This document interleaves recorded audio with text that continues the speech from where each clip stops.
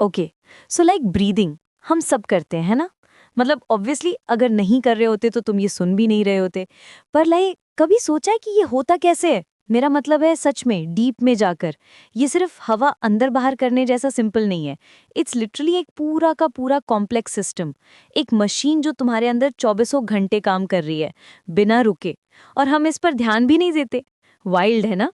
तो आज हम इसी के बारे में बात करने वाले हैं, ब्रीदिंग और गैस एक्सचेंज। और नहीं, ये कोई बोरिंग लेक्चर नहीं होने वाला। हम इसे ऐसे समझेंगे जैसे क्लास के बाद दोस्त एक दूसरे को समझाते हैं। तो चलो स्टार्ट करते हैं।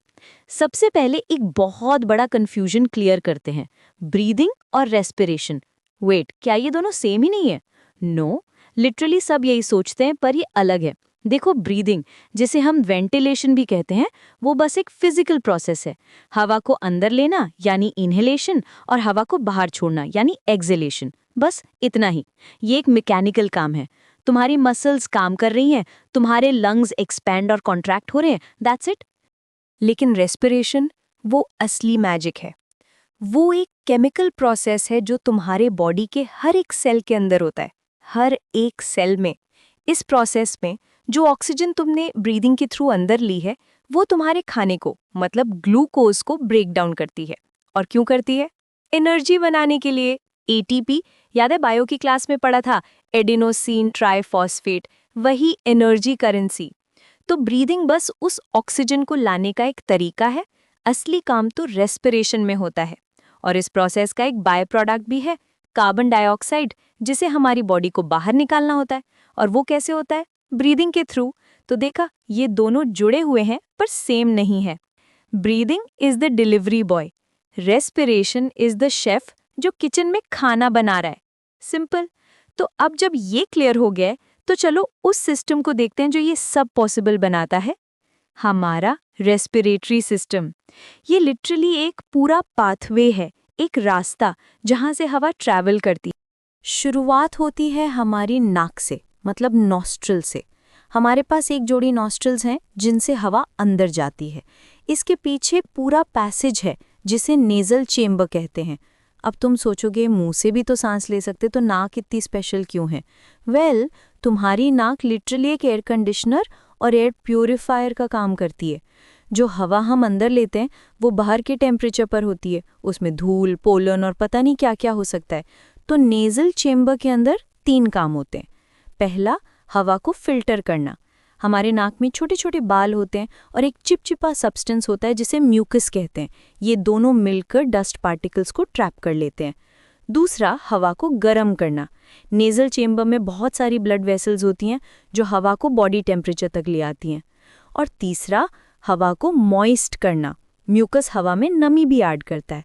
ये सब इसलिए ज़रूरी है ताकि हमारे नाजुक लंग्स तक साफ, गर्म और नम हवा पहुंचे। Cool, right? नाक के बाद हवा पहुंचती है फेरिंग्स में। फेरिंग्स एक कॉमन पैसेज है, मतलब ये तुम्हारे डाइजेस्टिव सिस्टम और रेस्पिरेटरी सिस्टम दोनों का हिस्सा है। यहीं से खाना भी नीचे जाता है और हवा भी। ये एक जंक्शन की तरह है। फेरिंग्स के बाद आता है लैरिंग्स। इसे साउंड बॉक्स या वॉइस बॉक्स भी कहते हैं। यहीं से तुम्हारी आवाज़ बनती है। इसके अंदर वोकल कॉर्ड्स होते हैं जो वाइब्रेट करते हैं जब हवा उनसे पास होती है और साउंड प्रोड्यूस होती है। लड़कों में ये थोड़ा ज़्यादा प्रोमिनेंट होता है, जैसे एडम्स एप्पल कहते हैं। अब फेरिंग्स पर वापस आते हैं। क्योंकि ये कॉमन पैसेज है तो एक खतरा है, राइट? क्या होगा अगर खाना विंड पाइप में चला जाए? वेल, हमारी बॉडी के पास इसका भी सल्यूशन है। एक छोटा सा ढक्कन होता है, एक फ्लैप जैसा स्ट्रक्चर जिसे हम एपिग्लॉटिस कहते हैं। जब हम कुछ निगलते हैं तो ये एपिग्लॉटिस हमारी विंड पाइप के ओपनिंग, जिसे ग्लॉटिस कहते हैं, को कवर कर लेता है ताकि खाना सीधा फूड पाइप यानी ईसोफेगस में जाए, विंड पाइप में नहीं। कभी कभी जब हम जल्दी जल्दी खाते हैं या खाते हुए बात करते हैं तो ये सिस्टम गड़बड़ा जाता है और हमें खांसी आती है। वो हमारी बॉडी का तरीका है उस खाने को विंड पाइप से बाहर निकालने का। ओके, तो लैरिंग्स के बाद हवा एंटर करती है ट्रेकिया में, जिसे हम कॉमनली विंड पाइप कहते हैं। ये एक सीधी ट्यूब है जो हमारी गर्दन से नीचे चेस्ट कैविटी तक जाती है। अब ट्रेकिया की एक बहुत ही इंटरेस्टिंग बात है, ये कोलैप्स क्यों नहीं होती? मतलब ये तो बस एक ट्यूब है।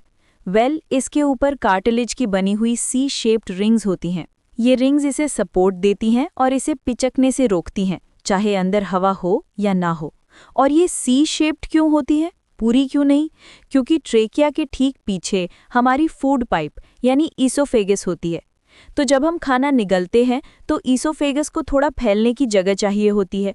वो सी शेप का गैप उसे वो जगह देता है। कितना स्मार्ट डिज़ाइन है। चेस्ट कैविटी के बीच में पहुंचकर ट्रेकिया 2 हिस्सों में डिवाइड हो जाती है। इन्हें कहते हैं प्राइमरी ब्रोंकाई। एक लेफ्ट लंग में जाती है और एक राइट लंग में। अब यहाँ से एक पेड़ की तरह ब्रांचिंग शुरू हो जाती है।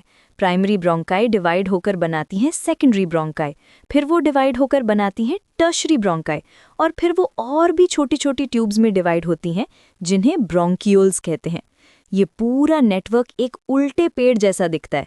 ट्रेकिया उसका तना है और ब्रोंकाई और ब्रोंक्यूल्स उसकी शाखाएं हैं। और इन सबसे छोटी शाखाओं के एंड में क्या होता है? वहाँ होते हैं एल्वियोलाई। ये बहुत ही छोटे अंगूर के गुच्छों जैसे एयर सैक्स होते हैं। और दोस्त, यहीं पे असली एक्शन होता है। यहीं पे गैस एक्सचेंज होता है। हमारी लंग्स में मिलियंस ऑफ एल्वियोलाई होते हैं और इनका स्ट्रक्चर गैस एक्सचेंज के लिए परफेक्ट होता है।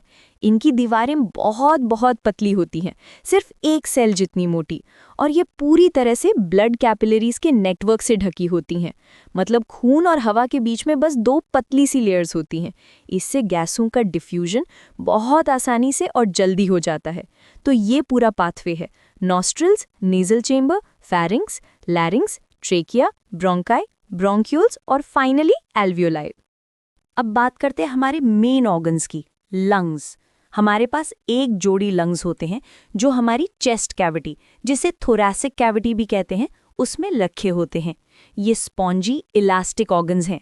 राइट वाला लंग लेफ्ट वाले से थोड़ा बड़ा होता है क्योंकि लेफ्ट साइड में हार्ट के लिए भी जगह बनानी होती है। इन लंग्स के ऊपर एक डबल लेयर्ड कवरिंग होती है जिसे प्लूरा कहते हैं। इन दोनों लेयर्स के बीच में एक फ्लूइड भरा होता है, प्लूरल फ्लूइड। ये फ्लूइड एक लूब्रिकेंट की तरह काम करता है। जब हम सांस लेते हैं और हमारे लंग्स फैलते और सिकुड़ते हैं तो ये फ्लूइड फ्रिक्शन को कम करता है। साथ ही ये शॉक अब्जॉर्बर का भी काम करता है। तो ये था हमारा पूरा रेस्पिरेटरी सिस्टम का हार्डवेयर। अब देखते हैं कि ये काम कैसे करता है, मतलब ब्रीदिंग का मैकेनिज्म क्या है। ओके, तो ब्रीदिंग में 2 स्टेप्स होते हैं: इंस्पिरेशन यानी सांस अंदर लेना और एक्सपिरेशन यानी सांस बाहर छोड़ना। और ये पूरा खेल प्रेशर का है। एक सिंपल सा फिजिक्स का रूल याद रखो: हवा हमेशा हाई प्रेशर एरिया से लो प्रेशर एरिया की तरफ मूव करती है। बस यही ब्रीदिंग का बेसिस है। तो अगर हमें हवा को बाहर से अंदर यानी लंग्स में लाना होगा तो हमें क्या करना होगा? हमें अपने लंग्स के अंदर का प्रेशर बाहर के एटमॉस्फेरिक प्रेशर से कम करना होगा। और हम ये कैसे करते हैं? वॉल्यूम बढ़ाकर। बॉयल्स लॉ याद है, pressure is inversely proportional to volume. अगर वॉल्यूम बढ़ेगा तो प्रेशर कम होगा। तो इंस्पिरेशन के टाइम पर हमारी बॉडी यही करती है। 2 मेन मसल्स इसमें हेल्प करती हैं। एक है डायफ्राम। ये एक बड़ी डोम शेप्ड मसल है जो हमारी चेस्ट कैविटी के नीचे होती है। मतलब ये चेस्ट और एब्डोमेन को अलग करती है। जब हम सांस अंदर लेते हैं तो ये डायफ्राम कॉन्ट्रैक्ट होता है और नीचे की तरफ मूव करके फ्लैट हो जाता है। सोचो एक गुंबद जो सीधा हो गया। इससे हमारी चेस्ट कैविटी की हाइट बढ़ जाती है। दूसरी मसल्स हैं एक्सटर्नल इंटरकोस्टल मसल्स। ये हमारी रिब्स यानी पसलियों के बीच में होती हैं। जब ये कॉन्ट्रैक्ट होती हैं तो ये हमारी रिब्स को ऊपर और बाहर की तरफ खींचती हैं। इससे हमारी चेस्ट कैविटी आगे पीछे और साइड टू साइड भी बड़ी हो जाती है। तो डायफ्राम के नीचे जाने से और रिब्स के ऊपर बाहर आने से ओवरऑल हमारी थोरैसिक कैविटी का वॉल्यूम बढ़ जाता है। क्योंकि लंग्स इसी कैविटी के अंदर है तो उनका वॉल्यूम भी बढ़ जाता है। और जैसे ही लंग्स का वॉल्यूम बढ़ा, अंदर का प्रेशर कम हो गया। अब लंग्स के अंदर का प्रेशर बाहर के एटमॉस्फेरिक प्रेशर से कम है तो हवा हाई प्रेशर से लो प्रेशर की तरफ यानी बाहर से हमारे लंग्स के अंदर आ जाती है और हो गया इंस्पिरेशन। ये एक एक्टिव प्रोसेस है क्योंकि इसमें मसल्स को कॉन्ट्रैक्ट करना पड़ता है जिसमें एनर्जी लगती है। अब देखते हैं एक्सपिरेशन यानी सांस छोड़ना। ये नॉर्मली एक पैसिव प्रोसेस है, मतलब इसमें ज़्यादा मेहनत नहीं लगती। जो मसल्स इंस्पिरेशन में कॉन्ट्रैक्ट हुई थी वो अब बस रिलैक्स हो जाती हैं। डायफ्राम रिलैक्स होके वापस अपनी डोम शेप में आ जाता है।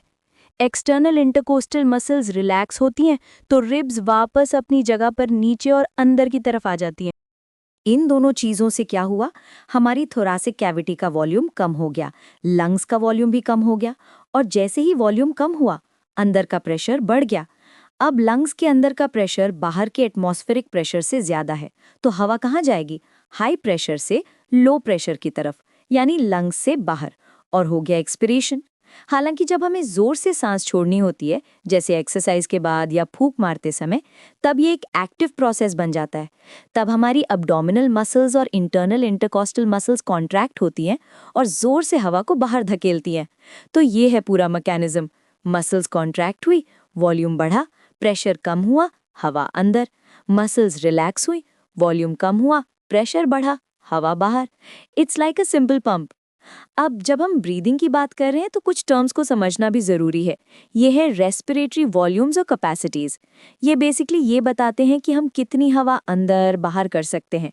सबसे पहला है टाइडल वॉल्यूम या टीवी। ये वो अमाउंट ऑफ एयर है जो हम एक नॉर्मल रिलैक्स सांस में अंदर या बाहर करते हैं।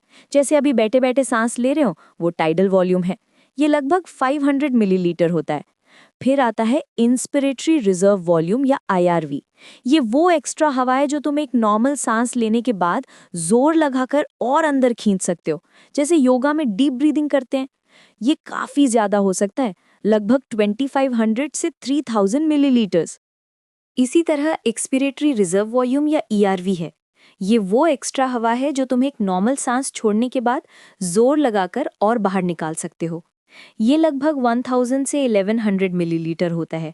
अब जोर लगाकर सांस छोड़ने के बाद भी तुम्हारे लंग्स कभी पूरी तरह खाली नहीं होते, थोड़ी सी हवा हमेशा अंदर रह जाती है। इसे कहते हैं रेजिडुअल वॉल्यूम या RV। ये बहुत ज़रूरी है क्योंकि हमारे लंग्स को कोलैप्स होने से बचाती है। ये लगभग 1100 से 1200 मिलीलीटर होती है। अब इन्हीं वॉल्यूम्स को जोड़कर बनती है कैपेसिटीज। जैसे इंस्पिरेटरी कैपेसिटी IC है टोटल हवा जो तुम एक नॉर्मल सांस छोड़ने के बाद अंदर ले सकते हो। तो ये क्या हुआ, tidal volume plus inspiratory reserve volume. इसी तरह एक्सपिरेटरी कैपेसिटी EC है टोटल हवा जो तुम एक नॉर्मल सांस लेने के बाद बाहर छोड़ सकते हो, यानी tidal volume plus expiratory reserve volume. एक और है फंक्शनल रेजिडुअल कैपेसिटी FRC। ये वो हवा है जो एक नॉर्मल सांस छोड़ने के बाद तुम्हारे लंग्स में बची रहती है, यानी expiratory reserve volume plus residual volume. और सबसे इंपॉर्टेंट है वाइटल कैपेसिटी VC। ये वो मैक्सिमम हवा है जिसे तुम जोर से सांस अंदर लेने के बाद जोर से बाहर निकाल सकते हो। इसमें तुम्हारा IRV, TV और ERV तीनों आ जाते हैं। ये तुम्हारी ब्रीदिंग पावर को दिखाता है। और लास्ट में टोटल लंग कैपेसिटी TLC। जैसा कि नाम से ही पता चल रहा है, ये तुम्हारे लंग्स में आ सकने वाली टोटल हवा है, यानी vital capacity plus residual volume. ये सारे नंबर्स एथलीट्स और पेशेंट्स के लिए बहुत मायने रखते हैं। इनसे लंग्स की हेल्थ का पता चलता है। ओके, तो अब हम उस पार्ट पर आते हैं जहां असली मैजिक होता है, गैस एक्सचेंज। हमने हवा को एल्वियोलाई तक पहुंचा दिया है। अब आगे क्या? गैस एक्सचेंज 2 जगहों पर होता है। पहला एल्वियोलाई और ब्लड के बीच, और दूसरा ब्लड और बॉडी के टिश्यूज के बीच। और ये पूरा प्रोसेस एक बहुत ही सिंपल प्रिंसिपल पर काम करता है, डिफ्यूजन। और डिफ्यूजन क्यों होता है? प्रेशर ग्रेडियंट की वजह से, या कहें पार्शियल प्रेशर के डिफरेंस की वजह से। वेट, पार्शियल प्रेशर क्या है? ओके, सो हवा जो हम अंदर लेते हैं वो गैसों का एक मिक्सचर है। उसमें नाइट्रोजन है, ऑक्सीजन है, कार्बन डाइऑक्साइड है, और भी गैसें हैं। तो इस मिक्सचर में किसी एक गैस का अकेले कितना प्रेशर है, उसे उसका पार्शियल प्रेशर कहते हैं। इसे PO2 या PCO2 से डिनोट करते हैं। और गैसेस हमेशा अपने हाई पार्शियल प्रेशर से अपने लो पार्शियल प्रेशर की तरफ मूव करती हैं। तो चलो पहले एल्वियोलाई पर देखते हैं। जो हवा हमने अंदर ली है वो एल्वियोलाई में भरी है। इसमें ऑक्सीजन का पार्शियल प्रेशर यानी कि PO2 बहुत हाई होता है, लगभग 104 मिलीमीटर्स ऑफ मर्क्यूरी, और कार्बन डाइऑक्साइड का पार्शियल प्रेशर यानी कि PCO2 कम होता है, लगभग 40 मिलीमीटर्स ऑफ मर्क्यूरी। अब एल्वियोलाई के चारों तरफ जो ब्लड कैपिलरीज हैं, उनमें वो खून आ रहा है जो पूरी बॉडी से घूम कर आया है। इस खून ने बॉडी के टिश्यूज को ऑक्सीजन दे दी है और उनसे कार्बन डाइऑक्साइड ले ली है। तो इस खून में यानी डीऑक्सीजनेटेड ब्लड में PO2 बहुत कम है, लगभग 40 मिलीमीटर्स ऑफ मर्क्यूरी, और PCO2 बहुत हाई है, लगभग 45 मिलीमीटर्स ऑफ मर्क्यूरी। अब देखो डिफरेंस, एल्वियोलाई में PO2 हाई यानी 104, ब्लड में PO2 लो यानी 40। तो ऑक्सीजन कहाँ जाएगी? हाई से लो यानी एल्वियोलाई से ब्लड में डिफ्यूज हो जाएगी। उधर ब्लड में PCO2 हाई यानी 45, एल्वियोलाई में PCO2 लो यानी 40। तो कार्बन डाइऑक्साइड कहाँ जाएगी? हाई से लो यानी ब्लड से एल्वियोलाई में। और बस हो गया गैस एक्सचेंज। खून ने ऑक्सीजन ले ली और कार्बन डाइऑक्साइड छोड़ दी। अब ये खून ऑक्सीजनेटेड हो गया है और हार्ट के थ्रू पूरी बॉडी में पंप होने के लिए तैयार है। और जो कार्बन डाइऑक्साइड एल्वियोलाई में आई है वो एक्सपिरेशन के थ्रू बाहर निकल जाएगी। अब ये ऑक्सीजनेटेड ब्लड बॉडी के टिश्यूज तक पहुंचता है। यहाँ पर कहानी उल्टी हो जाती है। इस ब्लड में PO2 हाई है, लगभग 95 मिलीमीटर्स ऑफ मर्क्यूरी, और टिश्यूज के अंदर सेल्स लगातार रेस्पिरेशन कर रहे हैं, ऑक्सीजन यूज कर रहे हैं, तो वहाँ PO2 बहुत लो है, लगभग 40 मिलीमीटर्स ऑफ मर्क्यूरी। तो ऑक्सीजन कहाँ जाएगी? ब्लड से टिश्यूज में, और टिश्यूज के अंदर रेस्पिरेशन से लगातार कार्बन डाइऑक्साइड बन रही है, तो वहाँ PCO2 बहुत हाई है, लगभग 45 मिलीमीटर्स ऑफ मर्क्यूरी, जबकि ब्लड में PCO2 कम है, लगभग 40 मिलीमीटर्स ऑफ मर्क्यूरी। तो कार्बन डाइऑक्साइड कहाँ जाएगी? टिश्यूज से ब्लड में। और हो गया दूसरा गैस एक्सचेंज। ब्लड ने टिश्यूज को ऑक्सीजन दे दी और उनसे कार्बन डाइऑक्साइड ले ली। अब ये ब्लड फिर से डीऑक्सीजनेटेड हो गया है और वापस लंग्स की तरफ जाएगा प्योरीफाई होने के लिए, और ये साइकिल चलती रहती है हर एक सांस के साथ। अब एक और बड़ा सवाल, ये गैसें ब्लड में ट्रैवल कैसे करती हैं? मतलब इनका ट्रांसपोर्टेशन कैसे होता है? पहले ऑक्सीजन की बात करते हैं। ऑक्सीजन का ट्रांसपोर्ट मेनली हीमोग्लोबिन करता है। हीमोग्लोबिन एक रेड कलर का आयन वाला पिगमेंट है जो हमारे रेड ब्लड सेल्स में होता है। यही हीमोग्लोबिन है जिसकी वजह से हमारे खून का रंग लाल होता है। एक हीमोग्लोबिन का मॉलिक्यूल अपने साथ ऑक्सीजन के 4 मॉलिक्यूल्स को पकड़ सकता है। जब ऑक्सीजन ब्लड में डिफ्यूज होती है तो लगभग 97% ऑक्सीजन हीमोग्लोबिन के साथ जुड़ जाती है और ऑक्सी हीमोग्लोबिन बनाती है। ये एक रिवर्सिबल बॉन्ड होता है, मतलब जहां ऑक्सीजन ज़्यादा है लंग्स में, वहां ये जुड़ जाती है, और जहां ऑक्सीजन कम है टिश्यूज़ में, वहां ये टूटकर ऑक्सीजन को रिलीज कर देती है। हीमोग्लोबिन लिटरली ऑक्सीजन के लिए एक टैक्सी की तरह काम करता है। लंग्स से पिकअप करता है और टिश्यूज़ पर ड्रॉप कर देता है। बाकी बची हुई 3% ऑक्सीजन ब्लड प्लाज्मा में घुलकर ट्रैवल करती है।